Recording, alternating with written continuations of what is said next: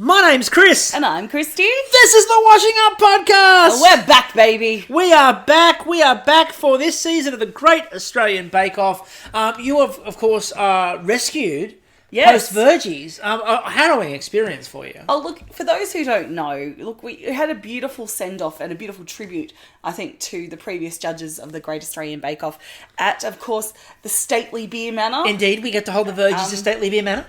I think there's a lot to process in terms. I think we'll be finding the same therapist that the kids that visited the Wonka factory went to. Yeah, but Kristie was kidnapped by a Davidson plum. I was, and everyone was worried. And look, I thank you guys for coming to my rescue, but really there was nothing to be worried about. The Davidson plums were lovely. They took me to their mothership. Yep. I had Davidson plum tea. I had Davidson plum macarons. I had Davidson plum. I had dehydrated Davidson plum. And they were just delightful, and I just think that we gave them a bad rap. I mean, Nerman and I gave chasing that hot air balloon for hours. You did, and there was really no need. Like, I was happy with the Davidson plums, and look, I just don't think that we give enough credit to Davidson plum. Have you been brainwashed? Davidson plum, it's delicious. Anyway, that was our Virgies, our awards from last season. Yes, if you've got no right. idea what we're talking about, I can't really fill you in on that. But what I can fill you in on is we are back for the Great Australian Bake Off. It has returned. It is. My only complaint about tonight's episode, no Davidson plum. But, early days. Davidson plum, we're everywhere you want to be. Anyway, so obviously, as Nat said in her introduction, nothing has changed. No, all the same. And the very fact I just said, Nat gives you an indication, that's a lie. Yes, so, look, we'll point to the elephants in the room, and they're lovely elephants. They're lovely elephants. They're lovely elephants. They're like Davidson plums. They're like Baba. Yes. They're a lovely elephant running their own kingdom. Not at all profiting off the masses. Look, a lot of people were upset to see Maggie Beer, Matt, Claire, and Mel go, and that's a fair call to make. I think everyone was a bit sad or a lot sad, depending on... And a lot taken aback. Like, yes. It was kind of like, if Maggie needed to go, we completely understand. If it was a team decision, completely understand. That said, I kind of see these two things as being very different, as two different things. Cal and Natalie are fucking amazing. I love them. They've got the energy from the get-go. They remind me of when Mel and Claire came in and just had that energy from the get-go. And if there's one thing we all know about Australian television hosts, if you need a good Australian television host, get a Kiwi. and nothing finer than getting a Kiwi. And look, to be fair, having watched the Kiwi Bake Off, the best Kiwi hosting a version of Bake Off I've ever seen is Cal Wilson. It's 100% Cal Wilson. And again, I mentioned this when we talked about what happened, obviously, with the changes. But Natalie Tran, I am a massive fan of Natalie Tran. I have followed Community Channel on YouTube for a very long time now. And I love Nat. And I'm so pleased to see her getting this sort of job and this sort of exposure. It's really cool. She is a graduate of UNSW. I worked there for a bit, did the reviews there for a bit. There you go. I was a pseudo student. I kind of worked there as a student. I was student age, but I actually worked there, so I got to have a bit of the student life while also working. So I did a lot of days without a lot of sleep and a lot hungover. Good times. And obviously the other big changes are the judges and Darren Purchase, who again, if you didn't, please go back and listen to our chat with Darren. That was a lot of fun.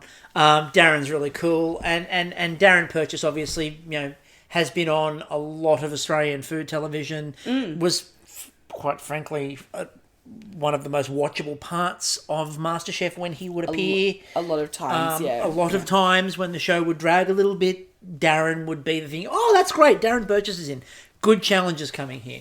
And obviously, I do want to point out one thing though. And this is going to fuck with some people's heads. And I'm bringing out the swears early because I will address not the elephant in the room, because elephants are beautiful and majestic, but that slimy little bit of grunge on the tile room floor. And that's going to be, some people are going to be like, oh, are we token casting? You know, Natalie Tran is the only Australian in the hosting. And We're token casting an Aussie. An Aussie. She is a New South Wales Sydney girl. She was born in Auburn. You can't get more fucking Sydney than Auburn. Like, have you stalked her? You've been stalking her for her whole life, haven't you? No, I just wanted to prove to make a point because, like, I am sure, and I don't think it's going to be our listenerhood. No, and a lot of us. people, and it's going to be blunt. Yeah, it's going to be the Facebook cruise. Oh gosh, and not our Facebook cruise. No, but if you ever go on to, you know, whenever you go on to any forms of social media, and people will tell you that Twitter is a cesspool, and it is, especially since, you know, Lord and Saviour Musk has taken it over for his own benefits, you know, and run it into the ground, but when you go on Facebook, you get some of the most toxic commentary that I think I've ever seen. So it'll likely be there. Yeah. But I do agree. We're going to see they just cast her because she's Asian, and we're just trying to appeal to the woke folks. It's a lot of crap, and they are absolutely brilliant. And the other thing is... And can I just say, if you walk around any major capital city, right, you're going to see expat fucking British people... random, you know, cottage core we'll celebrities. Talk about that in a minute. There's always a fucking New Zealander around. There's Kiwis everywhere. Go to Bondi. Kiwis anywhere. Go to Bondi. Yeah. And then you're going to have a UNSW graduate just slumping about, not reaching their potential in the degree that they did, but doing something else. Because that's far better. Because that's generally what happens. So let's get to the last of the new core four. And the last of the new core four obviously hails from Khoo Cottage. Yes. A place where patisserie grows... In the Khoo K. In the Khoo K. Where patisserie grows on trees and everything's always in a slight soft focus hue. Yes, and as we can tell, Cal has been there. Oh, she definitely has. She knew what the pigeons and the doves cry. Rachel! Anyway, so Rachel Khoo, obviously the most high-profile, probably internationally of the four. Mm-hmm. But it's really interesting. We were obviously wary and interested to see how this would go. For a first outing, that went pretty well. I loved her energy, and I think her and Darren work very well together. And look, they've got huge bloody shoes to fill, but I don't...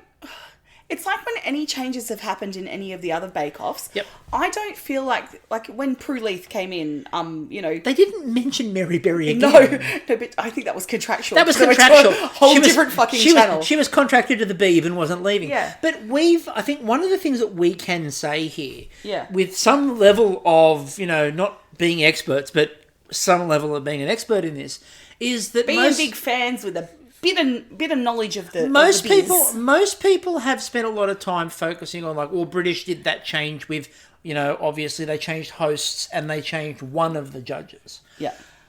We obviously have covered a lot of Canadian. Yeah. And Canadian has made, you know, except for Bruno Felddyson, everybody else in that show has changed multiple times in the case of the hosts. And unlike Roseanne, which just accepted a new Becky, they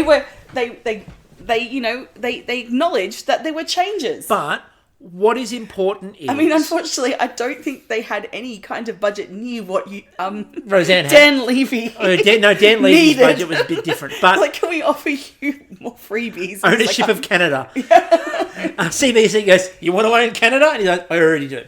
But in terms of... and Catherine O'Hara are just trying to invade America. But in terms of... Take it over. In terms of replacing... We will give you good health care.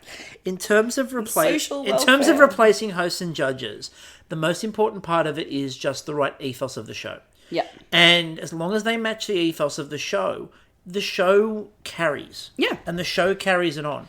And again... And it's okay to grieve and to mourn and to go, look, I'm going to miss Matt, I'm going to miss Maggie, I'm going to miss Mel and Claire, but they're not dead. I have... PSA. Look, the only thing I have been a little bit disappointed in is... The only person we're going to miss from the last series who's dead is the Queen. Exactly. She won't be on our podcast, or will she? But just to sort of sum it up, my only disappointment is that there's been a lot of, you know... Maggie, and I get that, obviously, she is a national treasure. Mm-hmm. But, you know, again, Matt, Mel and Claire, I think should probably have the same level of people going, oh, I know, but I think all that needs to be put aside anyway, because what we've got in front of us, if you watch this show tonight, it was a good show. It was. It was and it felt like Bake Off. It didn't feel like there were stand-ins. It didn't feel like a different thing. It was Bake Off. The opening, perfection. So the opening, let's get into it. So the opening was the checklist, which is a there was a version of it sort of done on Canadian. Post-it tropes. There was a sort of version of this done on Canadian when they changed hosts. Yes, but they didn't have. But they didn't have a checklist post-its. and post-its. Yeah. And I do like the reference to the guy with a hat. That was really clever. Big dogs. The dogs. Everyone sticking post-its on. That was really well done. Sweeping drone shot going into the. I really liked the throwing of confetti. Making fun of the whole Rachel being windswept thing and Darren by just throwing glitter at them. I thought that was absolutely brilliant. And then we got the opening banter from Cal and Nat, and I thought that was really good again, especially where Nat's like, "Yes, welcome back to Bake Off, where nothing's different." No, nothing at all. It's all the same. So I Cakes, liked patisseries, exactly icing sugar. All of it's the same. So. We get into it, and butter. Interestingly enough... How good's butter? Interestingly enough... milk? Smeg. Oh yes, my favourite word. We're gonna have a segment this year. I think we're gonna need a segment this year. And obviously, before we start, the show needs sponsors. We're not bagging at the fact they need sponsors. However... what we're going to have to talk about is Smeghead Weekly. So where did you think the most gratuitous use of Smeg was, and why was it the random moment where they zoomed in on the bottom of an oven? For no apparent reason. When we're talking to a baker. We were talking to another baker. We zoomed in on the Smeg logo on an oven. Look, anything is going to be more or like... less obvious than the doll pineapple. Doll pineapple from Kiwis. Okay. Yeah. Again, so for those who didn't watch that series of Kiwi, which was the first series of Kiwi, we've talked about it before, but Doll Pineapple sponsored, and if you want overt sponsorship, all you need to see is the week they made the pineapple upside down cake. They used fresh pineapple, and they had a tin of Dole sitting next to the fresh pineapple because Dole was the major sponsor. Yeah. But in terms of Smeg, obviously the oven zoom in was the big moment for me. But the other thing, just a little aside here, and only a few people will get this, but if you put a Smeg mixer upside down and glued it to the base of an America's Cup style yacht, what you would have is a keel. And it looks a lot like the keel, not the winged keel that Australia 2 had, but I'm getting really into heavy yachting stuff here, and there's about 3 people on the planet that will go with me on this. It looks like none of them listen to our podcast. It looks like the keel on Black Magic, the 1996 Kiwi yacht that won the America's Cup for New Zealand. It looks 100%. You could use a Smeg mixer to sail an America's Cup yacht. Not the new ones, because they're weird, but the old ones, 100%. Anyway. Okay, so people of Earth. So back at the shed. So Smeg, why do some people giggle when we hear the word Smeg? It's not because of the brand, okay? It's not because of the products that they produce. The products they produce, fantastic, go for it. Sponsor away. Smeg is a medical term. Smegma is the fluid. Oh, we're here early, guys. We're here really early. Sperm, okay? Anyway. For those who watched Red Dwarf, it's got different, they basically use Smeg in lieu of fuck, so they could get around. Yes. So they call people Smegheads, and that's where we're going for that. Just as an ode to Smeghead Weekly. Yeah. So anyway, we're doing it as in love. They are providing a major prize this year, which is a baker's kitchen.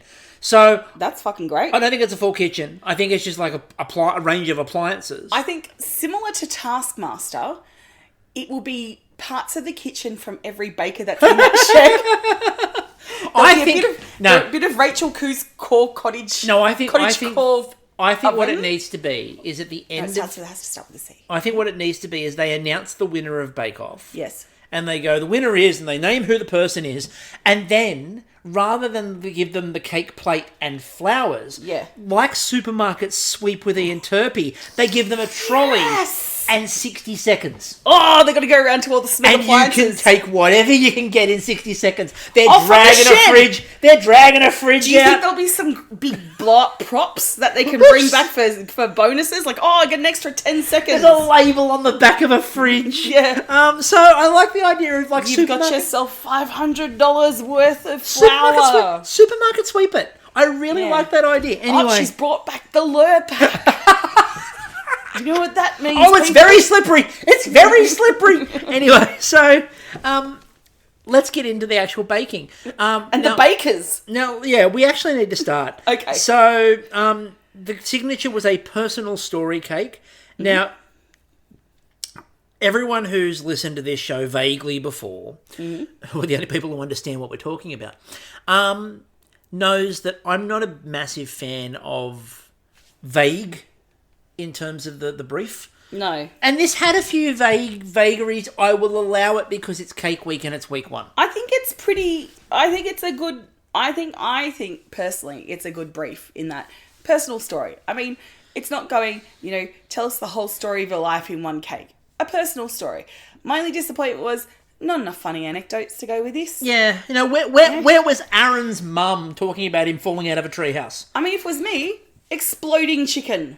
There's a personal story that's quite hilarious. By the way, we still need to get Aaron's mum on the podcast to talk about him falling out of a tree. Oh, we do. Or a bleeding duck. That's what would come from me. Bleeding duck would, yeah. A girl got you would make a cake shaped like a duck, but with blood pouring out of it. That'd be fantastic.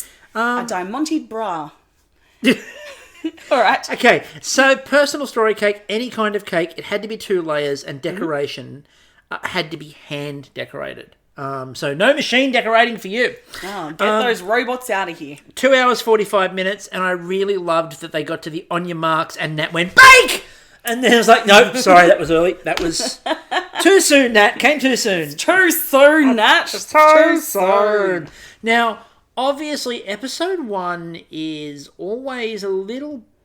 For want of a better term, it's a little bit of a clusterfuck in terms of getting to meet everybody. Yeah. In terms of you have 12 bakers and you are trying to cram 12 bakers' introductions and screen time into a 45, 47-minute episode. This is first day at a conference where you're in, say, the second or third fucking, talk of the day, and they do breakout rooms, and suddenly you're in a room with all these people whose faces you may or may not recognise from the main room, and you've just got to quickly get to know each other and quickly get the shit done, and then afterwards, later on, when you're a bit tipsy at the conference dinner, they're like, "Hey, Kristie, how you going?" I'm like, I've got great. no chance. You.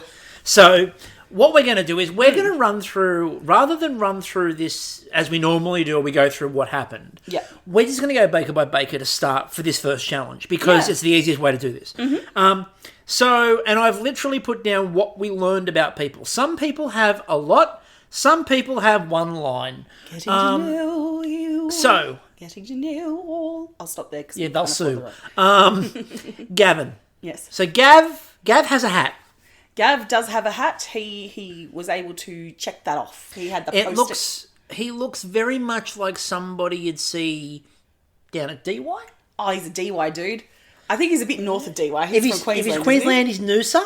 All right. And you just sort of see him just sort of wandering around. He's the guy who's always been around. He's been around there for years. He gives good advice. Sells sex wax. By the way, for anyone going, that's a bit... No, sex wax is actually a surf wax brand. Anyway, but he's always got a ready supply. Yeah, he's been reading some really cool, in-depth philosophical books. He likes giving young grommets advice. Yep. And he'll be there just picking up a bit of rubbish around. Yeah, because he likes to keep his DY/Noosa clean. Yep. Now, his cake was, first of all, a lot of fondant. There was chocolate sponge with cherry compote. And this is where we found out that he was a gluten-free baker. Whoop. Now, first of all, whoop, whoop. We've talked a lot about this, wanting to see more diversity in the fact that you want to see some gluten-free bakers. And we've spoken to Elena Duggan before. Yeah. And she's talked about that idea of you want to see somebody who maybe does that. Now, we didn't have gluten-free baker on the card. I did have vegan baker, which we didn't hit. So close. So near. The good news is that much like a vegan, He will tell you he's gluten intolerant. Gav did tell us several times about the benefits of gluten-free baking. And what I love is much like with vegan baking, with gluten-free baking, you feel the need to tell everybody that it's just as delicious as the non-version. Look, don't tell me about it. Just fucking prove it. Just make it tasty. Like a friend of mine, she's experimenting. Gabby, friend of the podcast, all right? Everyone's heard of her before. I think we've even had her on the bloody podcast. She's experimenting all over the place, right? Gluten-free, sugar-free, delicious, free, like, but she doesn't tell you what it is. You fucking eat it. And then she goes, so guess what? This doesn't have. And you're like, I don't care. Just give me another slice. It's good. Exactly. You know? It's great. So then Felicity. So Felicity Tricky Flicky apparently.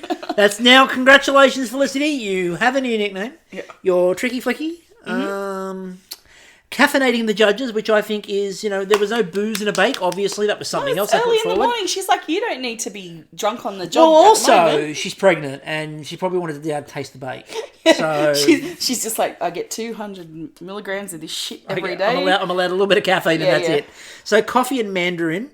And I like the fact that she was using tinned mandarin because obviously it keeps the flavour and it's more juicy than an actual mandarin. Plus, it was probably out of season at that time. I'm thinking it was June, July last year, so it's probably just after citrus. Although we're getting good mandarins now. We do. No, this is mandarin season because mandarins are just starting on my father's tree before the cockatoos come and take them all. Oh, that's right.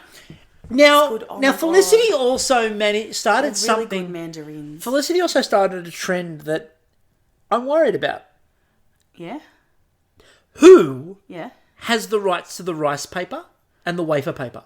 Well, obviously, is there an Office Works down the road? We know this. No.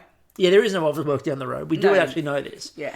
But it feels... I don't think you get baking supplies from Office Works. Not with that attitude. Although there was that random aisle with all the catering stuff at the back that you can get some weird shit. There's coffee and... Like, coffee's smart and the biscuits and stuff, but sometimes cleaning you fluid. see like big packets of Maltesers. Ammonia. Yeah.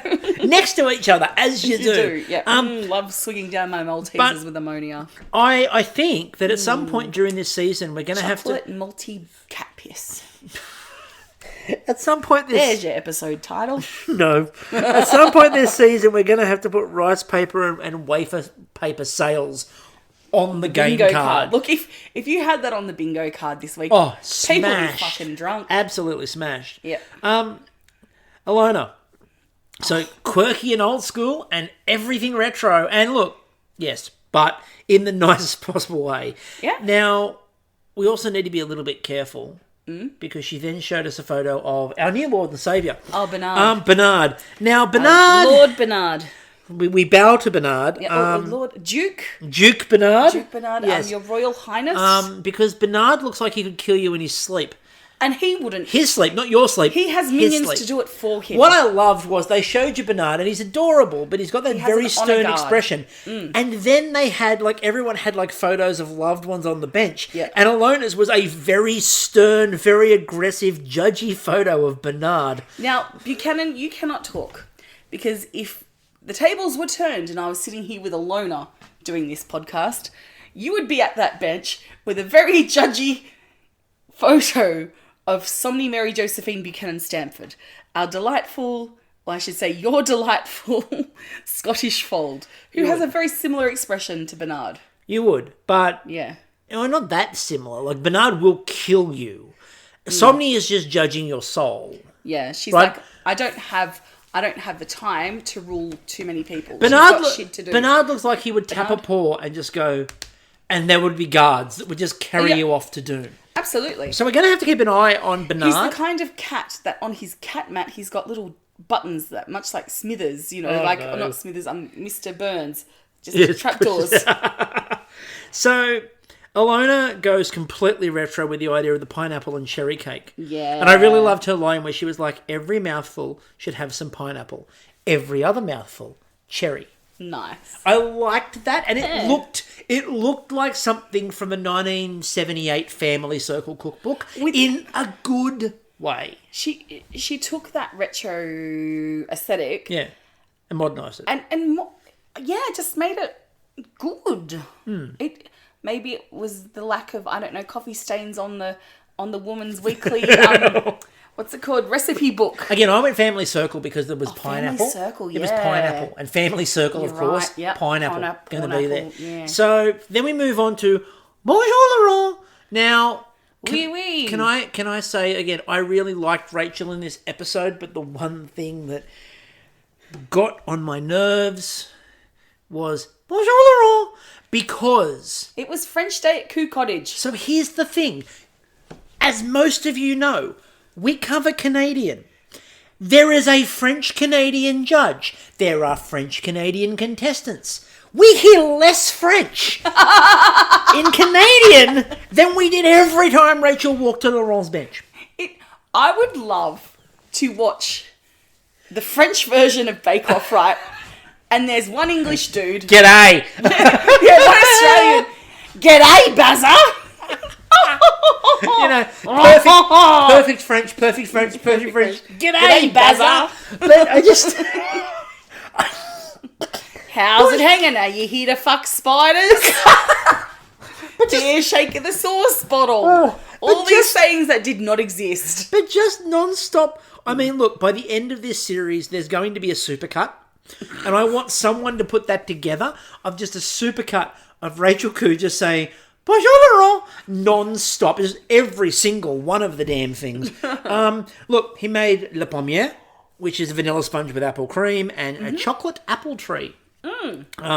Now, we got a bit of a sense of Laurent when Rachel said to him, just watch that balance with the chocolate, because the chocolate and the apples, you can have overpowering flavours. And he basically said the equivalency of, nah, I'm good.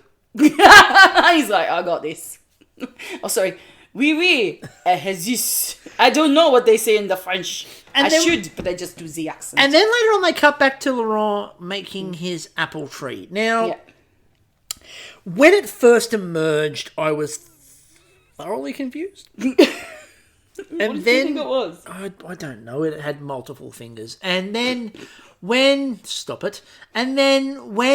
it came out of the ice, he got very French Attenborough. It was like, and here, emerging from the ice, we have a chocolate tree. But instead of that very Attenborough ear emerging from the ice, we as le chocolate tree. Could you imagine, like, the French equivalent of Attenborough would just be nonchalant? Well, we can. It with Jacques Cousteau. He wasn't, though. He was fucking awesome. He was awesome. I reckon, if you didn't watch it, you wouldn't want to be a marine biologist. But everyone who watched it, you wanted to be a marine biologist. It was like one of my favorite versions of any saying about trying to find needle in a haystack or something like that. Came from a wrestling promo by Rowdy Roddy Piper, who once famously said it's like Jacques Cousteau trying to find a dry spot in the middle of the ocean. And it was when they said to him about first of all they said he's going to take my integrity. It's like Jacques Cousteau trying to find the dry spot in the ocean. I've got no damn integrity. How do you think I made it this far? And, similar sort of thing. Nice. So, we'll come back to Laurent later in other challenges. Because then we go to Sandra. Mm-hmm. Now, speaking of Canadians. Yes. The first of two. Yep. So, I know. We did get just one Canadian. Why have one when you could have two Canadians? Although I have my doubts about that. We'll talk about him in a minute. So, Sandra. Now, Sandra had a few things. The first nut reference of the series. The first appliance issue of the series. And she was the one who managed to hit doesn't manage to work the appliance correctly on the game card. Because she forgot to turn the power on. Then she had the first blue Band-Aid of the series. If you looked closely when she was holding the mixer, she already had a blue bandage on. Ooh. It was 10 minutes into the bake, maybe. How'd she get it? I'm assuming chopping the walnuts. Or do you think it was like she was supposed to do an extra post-it note and it was a paper cut? Maybe? I'm just guessing. She also learned the first key skill of Great Australian Bake Off. Which is when they came back over and looked at the petals that she was making, which were made of pear, and they were really, really awesome. Yeah. And they came over and they looked all burnt. And she goes, they're not burnt. I meant to do that. Yeah. And I'm like, You've learnt the first key skill. When in doubt, even if you didn't, I meant that. I completely meant that to happen. You know, it's just deep fall. They've already fallen off the tree, and I said fall. I'm turning into a Canadian. It was like Or did they say autumn? they say fall. Okay, so it was deep fall, and they lost their pretty colour, and they're just going into that poo brown colour. So she made a pumpkin and walnut cake with burnt butter frosting. Now, what I really loved was Darren giving really good advice on how to do that burnt nut butter. First of all, nut butter. The Sizzletown listeners out there are Cacking themselves laughing. They're cacking themselves for Dion. There is a small Venn diagram. With Exactly. overlap. There is an overlap. But I like the fact that he gave some really good advice about, you're going to be tempted to take that off the heat far too early. Yeah. You need it to go more brunette than blonde. It needs to go dark. Like this is this is not regular Spider-Man. This is Spider-Man with an emo haircut. Now the leaves were absolutely stunning, but I mean the disappointing part when we'll get to it with the judging for hers was that even after she goes, "That's great advice, I definitely need it more brunette," they cut back when Darren was talking about it, and he's like, "It's not brown enough. You need to leave it a little bit longer. You still took it too early." Yeah, you got it to a light caramel, and the hairdressers are like, should have taken it deeper. Now Adam gave me the first big scare of this series. Okay. Well, we opened with miso. Now, miso wasn't on the game card. Oh, why'd you give up on miso soup? Yuzu, however, was, and we got there eventually. Tick. Now, what we saw tonight were a lot of bakers dancing around matcha. Now, thankfully, no hits. Nope. Right, that square on the drinking game remains untouched. Yeah. But we got really close. We had pandan, we had yuzu, we had miso. It was Bake Off edging us. Oh, they've circled and circled and circled the drain. But, thank goodness, we still get a matcha rant from Chris. Well, you will eventually. Because there was no matcha. So, imagine the rant when it finally happens, people. It's going to be brilliant. Just brace yourselves. So, Adam taught himself to pipe roses in honour of his father, who he lost. And he did say that his father loved gardening and loved his rose garden in particular, which was absolutely touching and lovely. Yeah. Now, also, he was following what I would do. Because, my father's a horticulturist by trade. Yeah. And my ability to grow plants is non-existent. So I would have gone with the food piping option too. Smart. Like, I'm not going to be able to do any tribute in flowers. Let me just make it out of food. Yeah, can I make it out? But I wouldn't have been able to pipe because that's too artistic. I would have been like cobbling together roses out of like salami. Yes, you would. I've seen that done. Yeah. Please, next time you go to get me a bouquet of flowers. Just make a bouquet of salami. Yeah. Maybe add some crackers in it, some cheese. Oh, string cheese sticks as the stem. Cheese. Pff, get yourself some good stuff. Come on, Chris. Okay. So what we can do then is, if you remember the old Cracker Barrel commercial where they used to put the the scoop in and pull out a string of Cracker Barrel there we go. aged. Yep. Cool. There we go. I'll do that. Done. You. Sorted. Okay. His cake was a chocolate miso cake with yuzu pastry cream, and again those buttercream flowers. There's going to be a proper term for that though, because they do it to all kinds of cheeses. I'm going to have to find out. They do it a lot to Swiss cheeses. There's a lot of holes in it. Back at the ramp. Oh, we just got cancelled in Switzerland. Anyway, now Natalie, and literally all I have for Natalie in this challenge is she made a hazelnut macaron cake with chocolate ganache and spun sugar. That's it. They didn't really go back to her apart from to show her going, I hope my spun sugar doesn't collapse because of humidity. Spoiler alert, it does. Yeah, but like we said, this is getting to know you. Yep. We only have a certain amount of time, a lot to get through.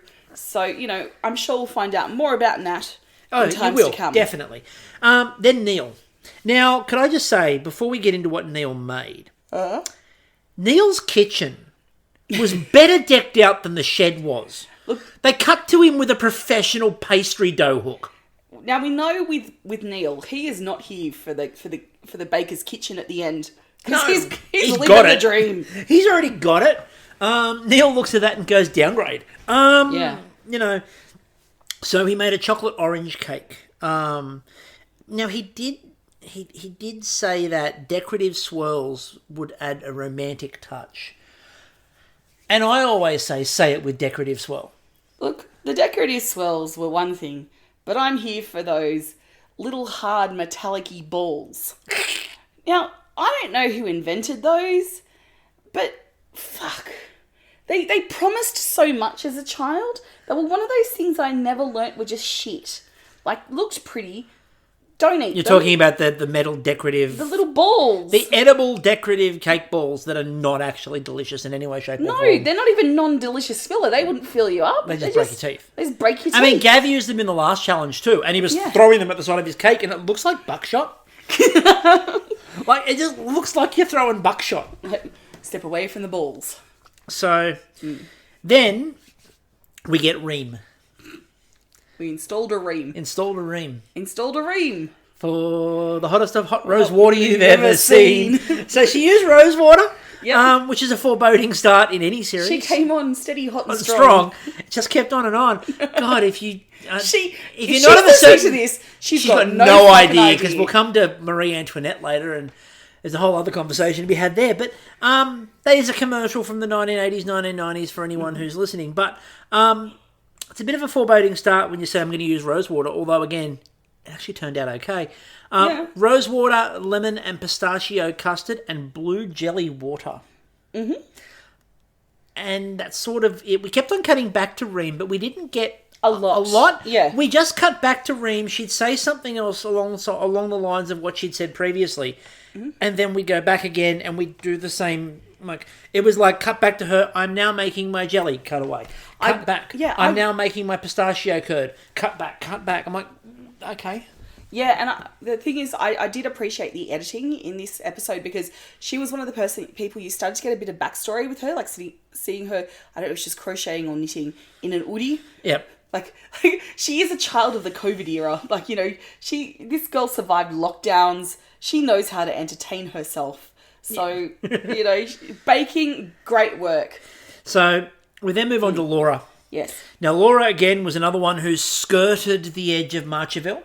She went straight to Pandang. Now, Pandang I like. I don't say Pandang. You call it Pandang. Pandang. So, Pandang. It's the Texas equivalent. Now, again, it's a tribute to Singaporean heritage, which is really cool. Mm-hmm. Pandan sponge, salty caramel, and rice paper shards because, yeah. And she was the first one to introduce the concept of gold leaf. Yeah, we didn't see Your fault. Okay, so Laura, it is Laura, it's not Lauren. Laura, I apologise. I will probably call you Lauren. People at home listening to this, I apologise. She's called far more famous people, far more random things. Yeah, but it happens at work too. There's too many fucking Laurens and Lauras at work, and I just think it's their own fault. Well, it's their parents, really. No, but it's Laura's fault for introducing gold leaf. Yeah, she brought it in. She's a trendsetter, and everyone. And Nat then ran with it. Yep. Rachel Khoo went, I didn't have any gold on my tech bake until now. Oh, Rachel Khoo was the happiest person alive, and they all started using gold. She's like, thank you, my people. Yes. Now, did Rochelle Adonis sneak in? Of course. Now, Rochelle Adonis... She heard there was going to be some new judges needed. So, Rochelle Adonis, for those who don't know, the Australian-born former Canadian bake-off judge who had a penchant, shall we say? Yeah, for the as Laurent would say, for gold leaf on everything. And the problem was that the bakers in that series of Canadian worked it out really fast. Yeah. And just started gold leafing everything. Yeah. There was 1 week where there were like 6 cakes that had no need for gold leaf, and they literally just started slapping gold leaf on it. If the brief was create something in silver, bronze, and trash, it would still be covered in gold leaf. It'd be that and gold leafed. Yeah. Then we cut to Galia's bench, and Natalie Tran has demonstrated in one movement that she has mastered the art of the distracting bake-off host. Mm-hmm. She's just staring. That's it. Yep. Nothing else. Just staring. Look, you know, from what I've seen on the socials, the women of Australian comedy, you know, they're a sisterhood. And I could just imagine Mel and Claire just going, yeah, you want to get a bit of this action in. Like, just, you know, because they're beautiful women. They'd just be like, you know, we're going to raise you up. We're going to tell you the things. Stare at the bakers. So we had... And then they'll give you food, and that's when they know that you'll walk away. It's when you get the food. We had a dark chocolate and orange. You can go pat the dogs, says Mel. We had a dark chocolate and orange You want to cake. pat the dogs. We had biscuit crumb. And then we had rice paper waves over the top of the cake because rice paper, rice wafers, they were everywhere. Yep. Plagues of rice. And now I'm just going to step back because there's one more baker to talk about. There is. Kristie, he's all yours. Hello everyone and welcome to the What We Do in the Shadows. Kristie does a bad Naja accent and I will admit that this accent I do for Naja is bad. If you haven't seen What We Do in the Shadows, it's a mockumentary style TV show derived from the same universe as What We Do in the Shadows, the movie, which is written by Taika Waititi and Jermaine Clement. It's still written by them for the show. Anyway, there is a beautiful character called Guillermo de la Cruz, who is a poor, suffering, forgot the word, familiar to some bumbling vampires, because in this universe, the vampires aren't very bright, and he basically keeps them alive. So I feel we've got the real Guillermo on this show. And he was very much Guillermo. Like the jumper, the look, the attitude, the hair, the attitude. Canadian again. Well, yeah. He's not, but like the accent. Yeah, so I think he's the gentle nature. Much like we got Terry, and I use that in air quotes in Canadian. In Canadian from Australian Australian part. Yeah, reptile. You had it right. Reptile part. Australia Zoo. Yeah. Australia Zoo. That's it. Of the Irwin clan, I really do think we've got the real Guillermo de la Cruz here, and he threw it because he really wanted. He even came all the way to fucking Australia to get on a bake-off, right? He's like, England, no, Laszlo will go there. That's he knows he will find me there. Canada, that's out. The US, that's out. Too close. The vampires will find him and annoy the shit out of him. So he's come down here to Australia to try and get away from them, and obviously they found a way just to distract him to the point. He threw it and went home. That he threw it and went home. He's like, I can't do this to them. I've got to go. I will give up another one of my dreams. Now, for actual Guillermo. Yeah. His outfit was both dogs and dinosaurs. The apron was dogs. It was great. The jumper was dinosaurs. Walnut and spice cake, a knitted cream cheese frosting over the top of it, shaped like a toque. Which is a beanie. Yes. But we know this because, of course, Canadian Bake Off. And a lot of Canadian references. Yes. So... and I like the fact he felt the need to put the maple leaf on it because I really need to drive that home. Now, he talked about the fact that his cake felt simpler than everyone else's. In week one, that's not normally a bad move. No. You've just got to execute it really well. Yeah. So let's get to the judging, shall we? Yes. So, Neil, Rachel said the piping was neat, the balance was really good, and there was a really good crumb texture. Mm-hmm. Laura, Darren said that it was very avant-garde, which shows we are in a new brave new world of Bake Off. Yeah. The word avant-garde got broken out. They said that the saltiness tingled and it was delicious and the sponge was very light. Mm-hmm. Natalie, they said the humidity killed the spun sugar. Darren said that there was a classic flavour combo, but Rachel did actually ask a question, which I sort of thought at the time, which is, I don't really see the cake element. It was stacks of macarons. Yeah. And she's like, it's a cake, and I don't really see the cake element as such. If it was a pav, that would have worked. But if you stack pancakes and they're pancakes, or you stack crepes, yeah, but then it's officially still a cake? But then it's got a crepe cake, which is a specific brand. So this is a macaron cake. But that's not what they asked for. They asked for a cake. They said, "Tell us a story in cake." Now, is a Jaffa cake a cake or a biscuit? Buchanan. There was that diagram, that meme that you sent through the other day, which basically showed, different baked goods and the shape, and what they're classified as opposed to the three-dimensional space that they took up. And the one that was layered, a cake, was a cake, which technically made a Big Mac a cake. Look, I'm fine with that. So this is layered. It's technically a cake by that meme. Anyway, if we're going by memes, which I believe is the standard we hold everything to. Absolutely, yes. Okay, Felicity. Look, it's a higher standard than we usually hold on that this is true. Podcast. Felicity. They said it looked awesome. The coffee flavour was very subtle, actually, and balanced really well. Mm-hmm. Adams was beautifully piped. they said the custard didn't quite set and that he'd made more of a curd. Let's remember that for in a minute, because we're going to need that. Next minute.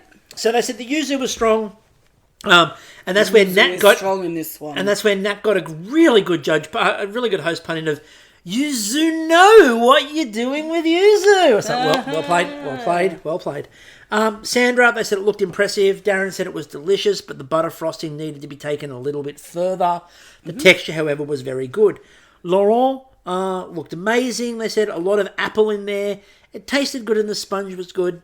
Now Darren framed it really interesting. He's like, I want a bit more of that just to balance it out. It's Darren being subtle in the way that he's like, where's the rest of the cake? It was all apple. Reem, they said the jelly texture was quite cool and the rose and pistachio was well balanced. Gav, they said the decorations were awesome, the sponge was good, but they needed a bit more cream compote to balance out the density of the sponge. And he said the sponge was great, you just needed more of the cream or the compote to balance the sheer volume of cake you had in there. I do think that they didn't allow him the one key ingredient. Yeah, his high tea. I think his high tea was, yeah. If he is a D-Way surfer boy. His high tea was possibly missing one key thing. So Galia, obviously with her bakes, they said that it was zesty and onto a winner. Yep. She used the word zesty a lot today, Rachel. Light was used a lot, and zesty. Well, you know, she's slipping into her. She's finding her vocabulary, and there's 2 words that we're going to add to the vocabulary.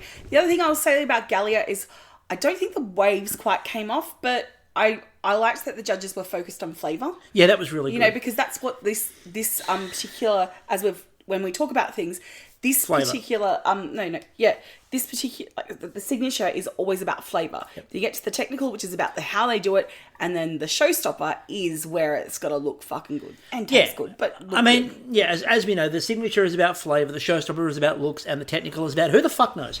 Anyway, we'll come to that. So Guillermo, they said the pattern was good. Darren really liked the nuts and the fruit. Rachel, however, wanted more spice. She said it must flow. And then, yes, exactly. And Alona, they said... eyes glowed blue. And Alona, they said that it looked stunning. Rachel thought it was an absolute delight and super airy. And Darren really liked the throwback element of tinned pineapple. Mm-hmm. I was interested, though, when Rachel went, how old are you? And it's like, tinned pineapple's still a thing. Not at Khoo Cottage. Not at Khoo Cottage? They grow their own. No, that's right. She has her... everything grows at Khoo Cottage. She doesn't even need a... She comes out and the sparrows just bring... Yes, she doesn't even need a greenhouse because it's, she has the perfect temperature all year round. All year round for all things. Everything. Yes, things that grow in winter, she'll find in the garden. In winter. In the south. You go to the north of the garden. It's quite humid and hot there. All the tropical fruits, they grow. What they should have done this week for the challenges, because I said they were very brief, they were very broad briefs. What they really should have done, they should have just subtitled this week Tales from Khoo Cottage. Yes. And the whole thing just could have been an ode to Khoo Cottage. Oh, absolutely. I mean, we come to find out what they served at the Khoo Cottage wedding. Yeah, we'll talk about that next. So the coup from the coup. The coup from the coup. Anyway, they got... Now, Alona made production really happy, I'm guessing, with her. You know, it was really good to get all that feedback, but the last bit of comment from the judges was the cherry on top. And I'm like, Alona. Production's going, that's it. That's the one. That's the one. Thank you. Our job is done. And then Laurent set possibly the lowest bar. Oh, no. That I've ever heard from anybody. Well, seems to be going okay. They don't want to kick me out yet, at least. Laurent! Set a higher bar! I know! You show some confidence and then you show a little bit of self-doubt. Don't set a bar you can just step over. I know. Get yourself to the mirror and do some affirmations, dude. So anyway, let's get to the technical. My creme pat is fantastic. Oh. So let's get to the technical. The technical, of course, the latest part of the Tales from Khoo Cottage. Yes. So we have a woman so beloved by nature that pigeons call her name. Again, as we said before, Rachel! Really well done there by Cal. The advice was keep it sealed, be cool, and just go for it. Mm-hmm. And then they went off, as Nat said, for a rap battle in the car park. Who would you take in a rap battle in the car park? As out of those two, Darren and Rachel. Look, I'd start my warm-up with Darren. I'm taking Darren all day. Yeah. Yeah. Oh, I'd do Rachel. I think you got to go for the best. I mean, Khoo Cottage doesn't have a lot of a rap repertoire. I don't think what she'd do is she'd adapt poetry to rap. Sonnets. So what Sonnets, you're saying is we get sonnets from Rachel in the rap battle. With a nice medieval beat. See, Darren, of course, is very... Someone comes out with a borin. See, Darren is deeply respectable. Folk band. Darren is deeply respectable, but he does also strike me as the sort of person that if you got him on a street... Morris dances. If you got him on a street corner, he would shiv you. With a donut. Yeah, exactly. Delicious shiving. Anyway, so a raspberry and pepper cake from Rachel. Mm-hmm. It was a dome covered in red chocolate ganache. They had 2 hours and 15 minutes to make it. Look, I think this is great technical. It's not a classic bake. It's one of her own. So we get to learn a little bit more about Rachel's style of cooking. I mean, everyone knows Rachel's style of cooking. If you haven't come across Rachel Khoo, where have you been? Under a bush. Anyway, I like the flavour profile. I like the elements that they had to pull off. And I like the time management about this. You know, they're having to make sure your cake cools. But the one thing... And I don't think we really challenge this enough to bring out the danger element. Is your creme pat could explode. That was really interesting. Exploding creme pat. Like, can we now just deliberately go for some exploding creme pat? Can that be a new TikTok craze? You know, all these people with their fucking cinnamon challenges and their hard boiled or their microwaved egged bullshit. No, get on to the exploding creme pat. See, we've seen exploding creme pat though. In The Simpsons. Remember the eclair that was designed to, it was just piped up and it was going to explode? It was the whole dangerous eclair? Yes. Yeah, like that's exploding creme pat. I was hopeful of something along those lines. So... It's just the Simpsons predicting the future again. Laura starts off with the most optimistic statement that you will get from anybody before a technical. It'll be fun. I'm going to have fun. You can tell that's the first one. Mm-hmm. Now, Galia tends to skip steps, she says, which feels very Nerman. Oh dear. Who needs to do these in order? And then we get to the cake. So the cake is lemon and yogurt, which was her wedding cake, with a spiced raspberry and pepper curd. Now, it was really interesting. What I liked about this, and look, I'm usually the first person to jump all over a dome and go, oh, God, no dome. But I didn't mind this because... But this wasn't a dome in the sense that it was a set dome. It wasn't using a mould. It was just a rounded cake. The challenge of this... We all like a princess cake, a.k.a. the Shrek boob cake. The Shrek boob cake, yes. So my favourite part of this... The Princess Fiona boob is that cake. You've got to get the curd in the right spot. Mm-hmm. Because if it's too low, it'll sink to the bottom. You fill it too much, as we said, explosion. You put it to the top, it sort of just blends with the top of the cake and then eventually the mirror glaze. Yep. So you've got a bunch of problems there that could possibly arise if you don't get this right. So it is actually quite tricky to get right. Now, Adam said that he'd never made a cake with a curd.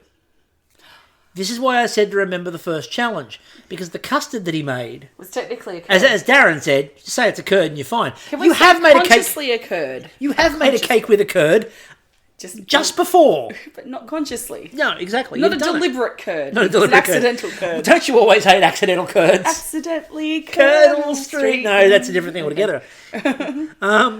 So I am here, though, for Sandra, because they cut to Sandra, who starts a These Kids take. But what I loved about the These Kids take was, is this the first time that someone's going to, these kids don't know anything? Why, back in my day, pink peppercorns were everywhere. But what I love, right, she's got to be Gen X. Like, she is not a boomer. She is Gen X. Like, now we're getting the Gen Xers boomering away. And I love it. It's like, in my day... MTV stood for music TV. Pink peppercorns and crepes were everything. Yes. And a couple of youngsters called Bros had the world at their feet. Now, Reem also announces that she follows recipes exactly. Now, this does make me fear for her eventually in technicals because they leave key things out. Yeah, look, she's luckily she's not on Canadian because this, at least in this... series, yeah. Well, remember the Canadian last year. Read their mind. Well, remember Canadian last year. The grand final was make X. That was it. That was it. That was the whole challenge. I mean, we joked about that in years ago, like before, They've and done obviously the producers let's do it. Went, Great idea. Challenge accepted. So now Sandra then admits she didn't actually read the whole recipe. Shows she was winging it on the curd. So Nat then came back in and did her distracting host again. This time getting Laurent to give her a massage with a stick blender. Look, let's move on because it's the first episode. I want to ease people in. That's what she said. And Adam as well as a stick blender. Adam, by the way, had the right vibe with the whole thing. I know. Adam had the right vibe with this whole thing because Adam just turns around to the camera and goes, "Look, we're either all doing terribly or we're all doing it absolutely really well." And look, the beating of the bowls, I think, is where... The bowls were brilliant. Yes. Even Cal and Nat Nat getting into the bowl beating, although their bowls were empty. So they were just trying to push air out of the bowl. Laurent was trying to then pull curd back out of the cake because he didn't read it and put all of it in. Yep. He's like, it's like performing surgery on the cake. I love the time call as well. This is where we got the time call. One of my favourite time calls of the episode. There were a few good ones. My favourite time call in this episode was, you have 1 hour remaining. We have a nice cup of tea. Look, I now know why Ms. Khoo decided to withhold the cake. She's like, "Oh, hosts, you were cruel to the bakers, taunting them with your tea." We don't taunt. We don't taunt. I'll show you what taunting is. And now I think there's a very special room in Rachel Khoo's cottage. So the taunting room. The taunting room. I really like... I think that's the new show on Netflix. Oh, no, wait. I really How like... to build a taunting room. I really like the first technical of the series. Do you? The reason I like the first technical of the series is that everyone is taking it deeply seriously. Yep. Is massively stressed. Yep. Is like diligent and panicky and focused. Yep. It's really different to when you get to like the 4th and 5th technical where everyone's like, fuck it, I'm making whatever I want. Yeah. How do I do that? No. It says to make a curd, I'm just going to make myself a custard and add some lemon zest to it. Yeah, look, and then it just says that I need to follow this and do this and do... No, I'm not doing all those steps. It says to do a technical, but really I'm going to do an interpretive dance. And there was one, I can't remember which one it was last year. I'm sure he'll remind everybody at some point after he listens to this. But there was one technical last year where Nerman freely admitted he made the whole thing up, and I think he was first. He just made it up. He read it and went, that's vaguely right. Gav, however, tried to make it up in the worst way possible. Oh, dude. In a challenge where the cake needs to be light and fluffy, baking powder is kind of essential. In other words, Paul Laura turns around to him and goes, "You can't rescue that, can you?" Drinking card, did you have the whole forget... I had forgetting ingredients, yep, so well done. Tick. Well done. Thanks, Gav. Your sacrifice helps people get drunk. Then they all had to count out 18 drops of food colouring exactly. This is what I find hilarious. Except Laurent. Yes, okay. So, they talk about baking being a precise art, blah, blah, blah. Everything else is fucking measured. There's like measuring spoons. When it comes to dye, which can be variable at the best of times, instead of going like, you need 10 mils of this or like 3 grams or whatever. Exactly 18 drops. But what is a drop? Exactly. Like, we saw massive variations of drops in this. Laurent just had it running.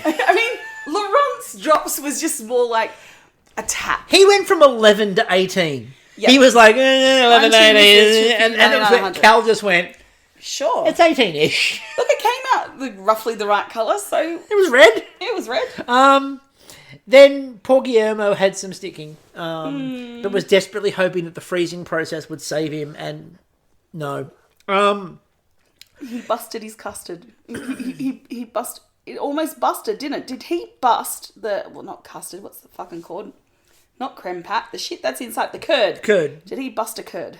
No, he busted the cake, and the curd came out the busted cake. Yeah, so therefore, did the curd bust the cake? I think his cake busted the curd. Oh, because it was stuck to the bottom of the tin. Yeah, exactly. So it's like squeezing a pimple. And then, obviously, the big mistake, apparently, with these bakers is to give them any form of gold dust. Because Rachel had a little bit. Yep. Just like this artistically sprinkled bit of gold dust. It ranged from you couldn't see it, to I'm sure that Natalie just grabbed it and dunked it. Yeah. Look, I don't think probably at Khoo Cottage there's a whole gold dust room, you can just wander in and there's Oh no, it's the Gold Dust Desert. The Gold Dust Desert in the cottage, towards the east, that you could just go and roll around in, Rachel's seen enough gold dust. Everyone else in that is like, we've got gold dust here, may as well put a bit on. Is that enough gold dust? I don't think that's enough gold dust. To the point where Laura, I did a photo shoot on the weekend where I was a golden goddess, and I swear blind, you and my makeup artist both got the same amount of gold and design, because that shit was everywhere and caked on my cheeks. Natalie really, in her baking in all 3 challenges, Natalie really did become like, Stevie Nicks. Oh, she was She was a gold dust woman. Yeah. Her drug was the actual gold, like literal gold dust, not a euphemism. Yeah, she was actually gold dust woman. Yeah. So the judging. Maybe Nat was possessed by the spirit of Rachel Adonis. Rochelle Adonis could be. Rochelle Adonis. Sorry. So judging. Yes. Ream. The glaze was shiny, but the texture meant that obviously the cake was still warm when she did the glaze. However, and they also said that she loved the pepper. Sandra, they said it was really sparkling. I told you. She comes on. Yeah, it was any hot and strong. Yeah. There was Sandra, they said it was really sparkling, but there was not enough curd inside. Gav, they said it was messy and it was smaller than the others, undercooked and dense. Oh. At no point did he say to them, I forgot the baking powder. Felicity, they said the colour was really deep, the texture and the taste was excellent. Neil was generous with the raspberries. The curd was all the way at the top, however, so it sort of moved up. But the cake was really light and delicious. The Jeffersons. Moving on up. Then we've got Guillermo. The cake was a bit bumpy. Curd on top. Cake was a bit dense. Galia, the sponge was nice. The top melded into one, which meant it was also likely warm when glazed. Laura, sponge looked great. Curd well placed. Good flavour. Amazing gold dust work. Oh, it was brilliant. Alona, they said it was a slight sink in the middle caused by the curd. I'd like to think that she was hoping for an eruption. Yeah, she was. She's like, I'm living on the edge. Exactly. Gone for a bit of explosion. They said, however, the cake was delicious. Then we had Laurent, who they said it was almost punk with the decoration, like he had a mohawk down one side. I just wanted him to stand next to her and go, I am a stegosaurus. Like, it's just in the spikes of the oh my gosh, now I want a stegosaurus cake with raspberry spikes. That's going to happen now. Yeah, cake was spot on, but the curd seemed to have vanished completely. Natalie's was very gold covered, as we said before, the gold dust woman. Slightly raw batter, but a very well constructed cake. And Adam, they said it looked awesome, had an amazing shine, the cake was light and fluffy, and it was very refined. So we have, in order, my favourite part of this is getting this order right, we have Gavin 12th, Guillermo 11th, Laurent 10th, Gullion 9, Alona 8th, Sandra 7th, Laura 6th, Natalie 5th, Reem 4th, Felicity 3rd, Neil 2nd, and Adam wins the first technical. Well done, Adam. He did a really good job there. Technically good. Now, there was a change, and I don't know how many people spotted the change. Because it's a subtle change, but it's a change. There was no table talk between the technical and the showstopper. Didn't like it. They instead moved... See, I didn't mind it at all, because I think that it gave more time to show what was happening while it was happening. Okay. But... Yeah. I don't like it from the baker's perspective, because what if they're overhearing that? Like, what if they're talking right and you're there baking away and you suddenly... And it might even be something good, but you're already hyped up going, oh my God, I'm being judged for my cakes and I've only got 5 hours to do this. I assume... Blah, blah, blah. And then I hear my name and I'm like, oh, my RST is kicking in. I assume they're out of earshot, but I do agree with you, that's a potential thing. It was very MasterChef-y. That's what I didn't like about it. Yeah, it was Gave a bit, some vibes. It was a bit MasterChef-y vibes. But look, I didn't mind it. I like table talk, but I didn't mind when they did that, because especially in episode 1, I didn't mind it, because you want to show all the bakers. Look, I don't give a fuck where they're talking, but I don't want it to seem like they're... Like, that's the kind of discussion that judges should have. And...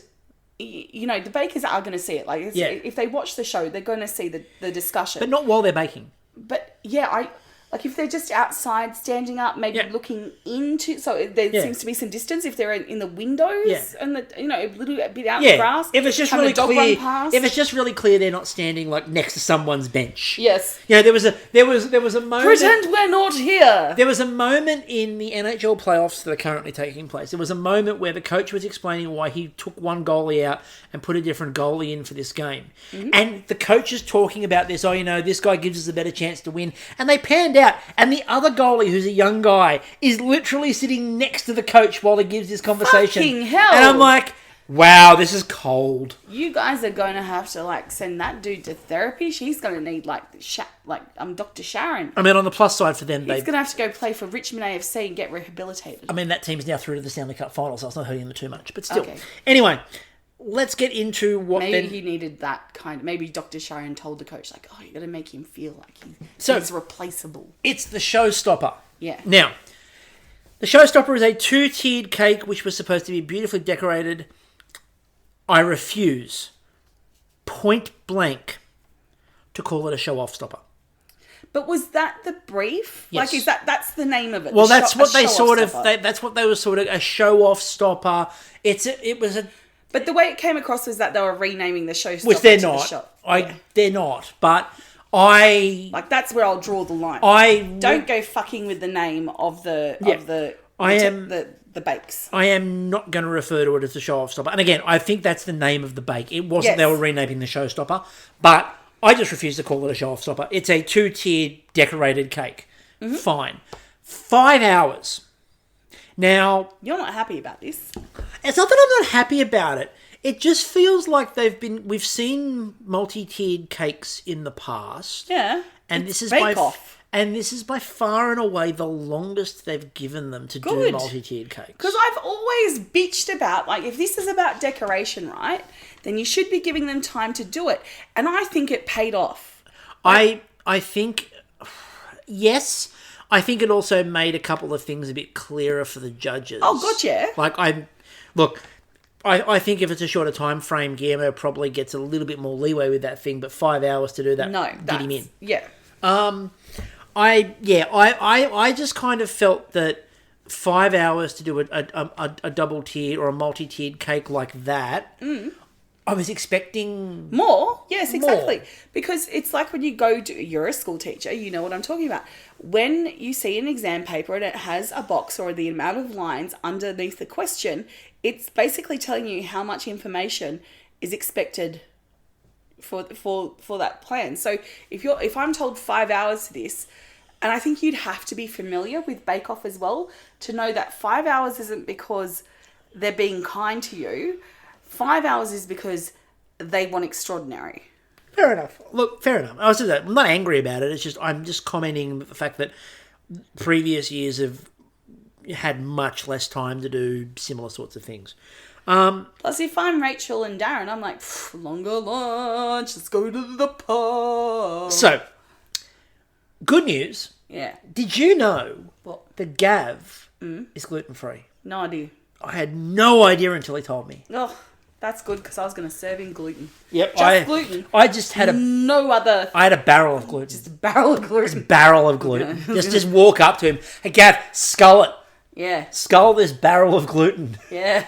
That's how you take gluten in. Scull it. Scull it for the barrel. Now... We're singing like a drinking song, I don't know what they were. The ones where people are standing around while people are drinking out of shoes. Now... A shoey of gluten. A shoey of gluten. So... Let's... I can't get that image out of my head now.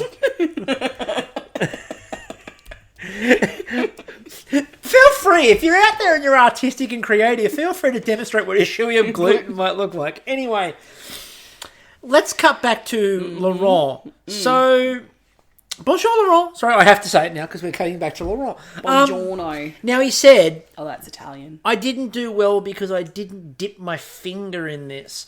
So now I need to dip my finger in this. And what I heard was... I didn't do well because I didn't breach health and safety guidelines. Look... Safe food service. I really hope it doesn't escalate. I'm not going to be one of these people who every year you get the people who go, where are the hair nets? Okay. No, but dunking your finger in it? Look, I'm worried, right, that Laurence had to hold back. You know how people season a wok or season a pan, no. okay? Which means they don't scrub it clean, Yeah. right? You got to build up some flavour on it. I'm wondering if he seasoned his finger.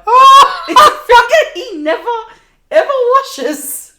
Because it builds up the flavour. He just dunks it in every cake he's ever made. It builds up that cakey flavour. There's 25 years of cake on this finger.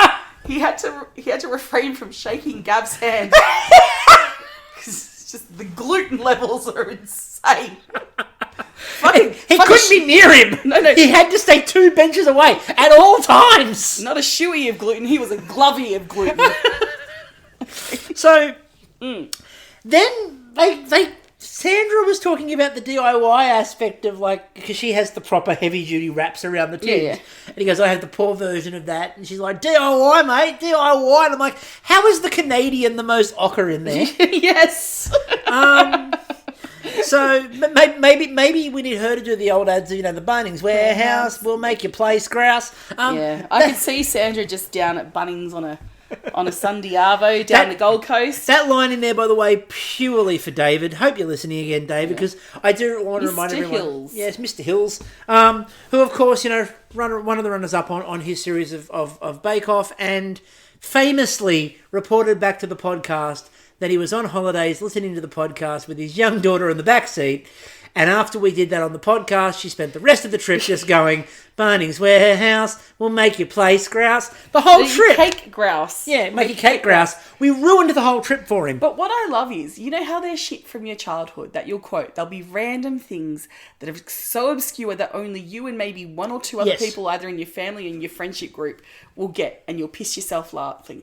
Like, you tell my younger sister or my friend Danielle, turn a Wownbowie, and they will just piss themselves laughing. Now, I'm not going to tell you that story. I will bank that for another day. Bank it. Yeah. So, then we go to Felicity, who was making a hot milk orange cake with lime and mint gel, and again, wafer paper sales. What the fuck? I told you, there was a sale on sales. You can't tell. Sale on sales. Sale on sales. I also like the fact that at this point there was a conversation around, was packet mix not very good? And that's like, I'm just layman here. It's like, packet mix is not very good. And Rachel's like, it's questionable. And I've never heard, you know, and Rachel Khoo, look, I'm sure absolutely lovely, but occasionally can come across like maybe there are certain things she's quite harsh on. Yeah. And I've never heard an opinion as harsh as the way she called packet mix cake questionable. Look, we all know the story of packet mix, how they had to then not have the dehydrated egg and milk components in it, so people felt like they were contributing to the baking had to of do cake. something. You know, much like the Pavlova magic, yeah. Pavlova magic, you know. So I feel that maybe she has a point. She has a point, but it's just the disdain in her voice for packet mix. Look, she has little goblin guards that keep her Khoo Cottage pure. Yeah, well, that's the thing. Khoo Cottage has never seen a packet Sorry, mix. not garden. No, they'd be garden gnomes. A little patrol of cutesy garden gnomes. Okay, so we then have Neil. Yes. Now, before we even got to Neil talking about Miss his... Khoo, we spotted a packet cake mix not 3 miles from here, but don't worry, ma'am, we took care of it. We did. Did they take it to the Shire? Yes, the Yorkshire garden gnomes. Taught like this. Now, before we even got Neil anywhere near his cake, Neil's making his gel, and he goes, this gel tastes good, and puts it on a spoon, and like a 5-year-old, runs around the shed, runs up to Laura, like, Laura, taste my curd, taste my gel. That's the kind of mate you want. If you're cooking something good, make me taste it. That's like Gabby. You go to Gabby's house, she'll be cooking something. She's like, you got to try this. Episode 1. That's fantastic. Yeah. If you're behind Neil and you're into episode 5 or 6, yeah, and he's still there and he's going, taste this, I love this, and you're like, oh, I've got things to do. He's like, dude, eat my gel. So, Laura. Now, Alona then... Apparently he sounds like the Ludo from the Labyrinth. Now, Alona then slightly... You know, I was slightly disappointed because she called her cake Memories of Persia. I was wanting it to be Prince of Persia themed, and I'm Yeah. talking like the Commodore 64 pixelated version. Okay, not disappointing Jake Gyllenhaal. No, I never want disappointing Jake Gyllenhaal. It was really the role that killed his career, wasn't it? There's so many options. That's the higher one on the list. But I just wanted it to be like this pixelated cake of like Commodore 64 graphics. But anyway, it wasn't. It was instead this really pretty tower. Chocolate devil's food cake with cardamom caramel. It looks so beautiful. And coffee buttercream on the outside and coffee discs. And again, it had that a nuanced retro feel to it without being naffy retro. She's just got this ability, doesn't she? She's one of those people.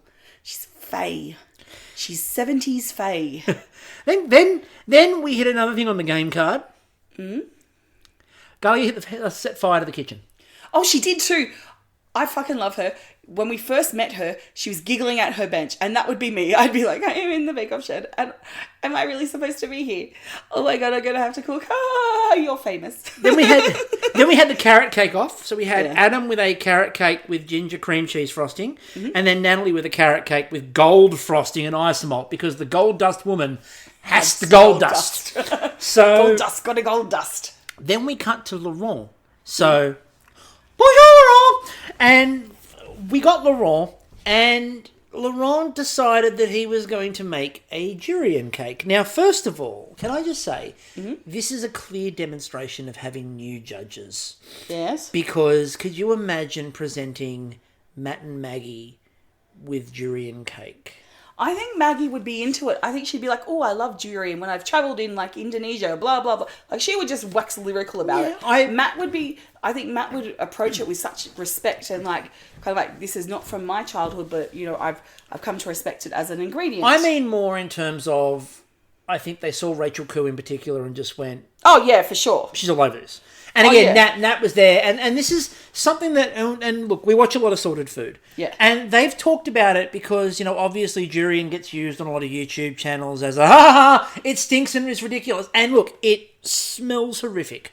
But, as they have also said, when they've talked about it, we're not used to it. It's not our palate. It's not, we haven't grown up around it. We haven't grown up around that smell. We haven't grown up around that taste. Yeah. It's a learned thing, and it's a acquired thing. But it's similar, like growing up, we always had pea and ham soup. Now, you know me, I fucking hate peas. The only way I can eat them is in pea and ham soup. And there's a certain point when you're cooking pea and ham soup where it smells like it's like hell is broken open and the peas are lucid.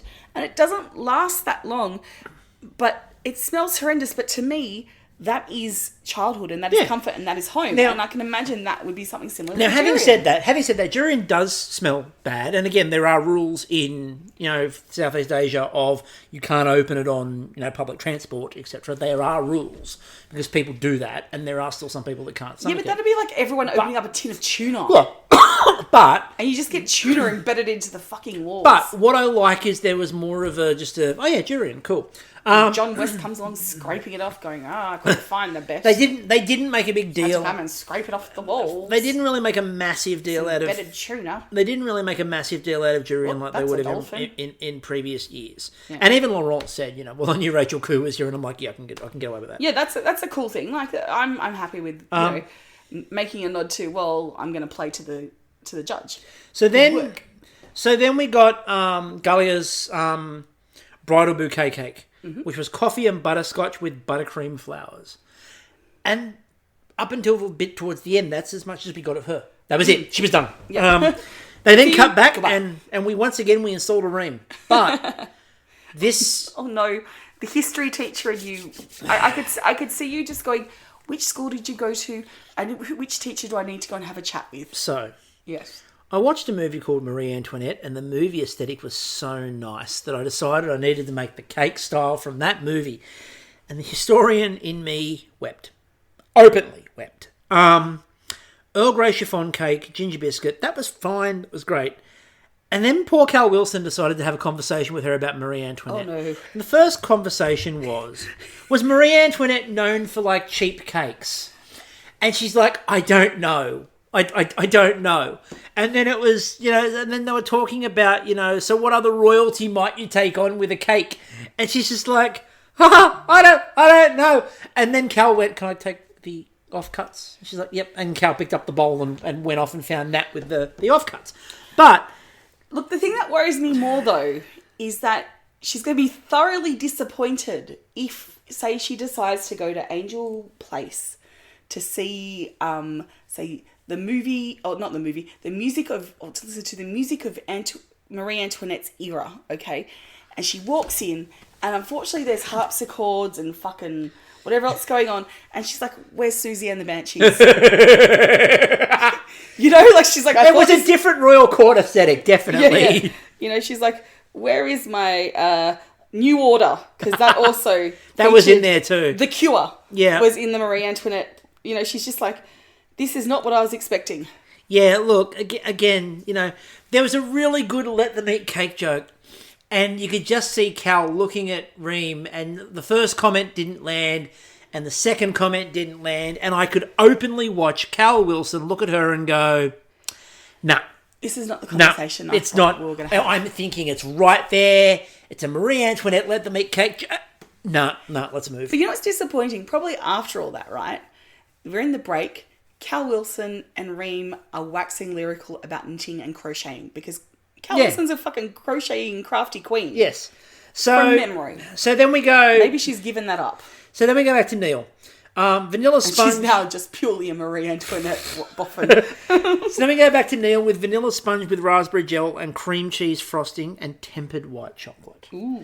Looked really pretty. Yep. But then we left him because we went to Gav. Yes. And Gav had his chocolate macadamia mud cake, white chocolate bow, and chocolate roses. Mm-hmm. And he's standing there, he goes, I'm hand making my chocolate roses. And he goes, I'm going to offset the whole thing with the white chocolate bow. And I'm like, so it's chocolate on chocolate on chocolate on chocolate on chocolate with nuts. What he basically made, if you look at the texture of that cake, it was a brownie. Oh, okay, yep. I like brownie. And obviously, if Gav is going to make a brownie, I feel like there was a core ingredient missing. There was one crucial ingredient that would have been steeped in the butter. So hoping for a botanicals week. Anyway. He came in and he went, Lurpak. I've got some uses for Lurpak. Is there a botanicals week this year? Anyway, Laura was making peanut butter and banana cake with a peanut butter praline and twill. Nice. We got no vision of her making the twirl either. No. And like normally twirls are a pressure point. They didn't bother. No. Then Guillermo.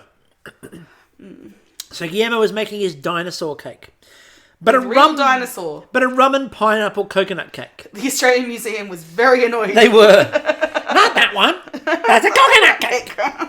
Not that one. That's a dinosaur cake. Not that one. That's a Stegosaurus. And then Nat turns around and goes, you made this, the little, like, fondant dynamites that he made. Dynamites, dinosaurs. You look what you did. The little fondant dinosaurs that he made. And they're like, you made those. You should go on a cooking show.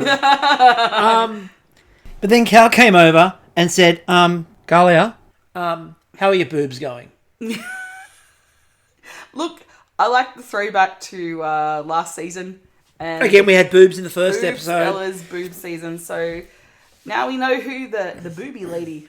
And a line that sort of sums up a lot of the subversion that can happen inside the shed. Sandra with daisies can hide all evils.